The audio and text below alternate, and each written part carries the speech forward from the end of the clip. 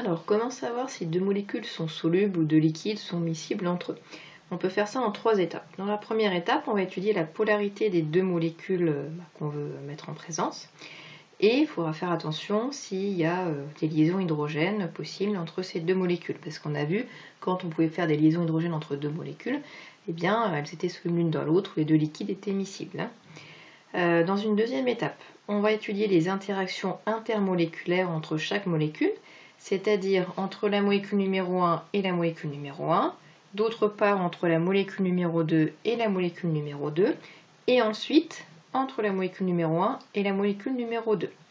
Et dans une dernière étape, eh bien, on regarde si ces types d'interactions sont les mêmes. Alors il y a solubilité ou miscibilité. Si ce ne sont pas les mêmes, soit on dit que les deux ne sont pas solubles ou non miscibles, ou très peu solubles, ou très peu miscibles. On va étudier l'exemple du cyclohexane. Est-ce qu'il est miscible dans l'acétone? Alors, on vous donne ici la formule du cyclohexane.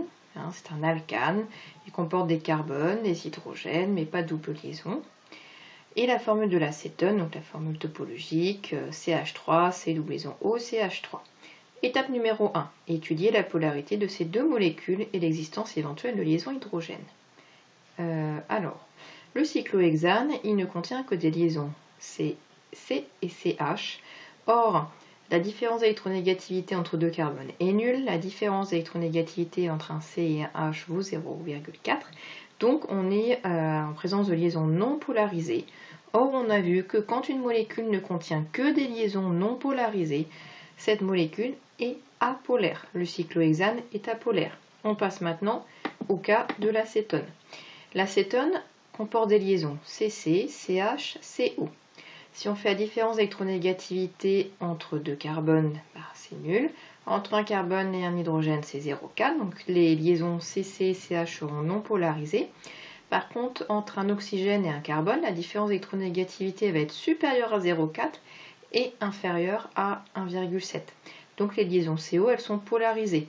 Je vous rappelle que le delta- est porté par l'atome le plus électronégatif dans l'oxygène, et donc le delta+ sera porté par le carbone qui l'est un peu moins.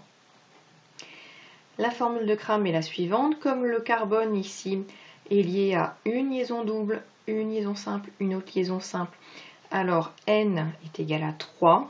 La figure de répulsion, donc la géométrie des doublés, est trigonale plane. Comme le carbone n'a pas de doublé non liant, la géométrie autour de l'atome de carbone est aussi trigonale plane. Donc là, on a des angles de 120, 120 et 120. On a représenté le delta+ et le delta-, donc delta- sur l'oxygène, delta+ sur le carbone. On place le centre géométrique des charges partielles positives et le centre géométrique des charges partielles négatives sur le schéma. Donc j'ai noté C- et C+. Comme il n'y a qu'un delta+, le C+, il est forcément sur le carbone. Comme il n'y a qu'un delta-, c'est forcément le C- sur le delta-. Et on voit que le C+, et le C-, ils ne sont pas au même endroit, ça ne coïncide pas. Donc la molécule est polaire. Étape numéro 2. Il faut étudier les interactions intermoléculaires. C'est quoi une interaction intermoléculaire? C'est les interactions type Van der Waals, Kiesum, Debye, London, ou bien des liaisons hydrogènes, entre chaque molécule, molécule 1, molécule 1, molécule 2, molécule 2, et entre la 1 et la 2. Donc entre deux cyclohexanes. Les cyclohexanes, ils sont apolaires. On a donc vu que les interactions sont de type Van der Waals et donc de type London. Entre deux acétones qui sont deux molécules polaires, on va avoir du Van der Waals de type Kiesum, et je n'ai pas de liaison hydrogène, parce que pour avoir une liaison hydrogène, il faut avoir un H delta+.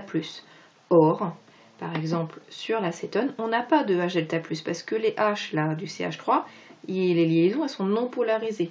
De même, pour le cyclohexane, ici, on n'a que des CH, donc non polarisés également. Donc on n'aura pas de liaison hydrogène, ni entre deux acétones, ni entre deux cyclohexanes, et ni même entre un cyclohexane et une molécule d'acétone. Et donc justement, si je mets une molécule de cyclohexane et une molécule d'acétone, donc une molécule apolaire et une molécule polaire, eh bien on aura des interactions de Van der Waals de type Debye. On remarque qu'elles sont toutes différentes, on a du London, du Kiesum, du Debye. Donc comme l'étape numéro 3, c'est si les trois interactions sont les mêmes, il y a solubilité ou miscibilité. Là, comme ce ne sont pas les mêmes, on en déduit que le cyclohexane et l'acétone ne sont pas solubles, ou les deux liquides ne sont pas miscibles. On peut aussi dire qu'ils sont relativement un tout petit peu miscibles, un tout petit peu solubles, mais moins que si c'était les mêmes interactions.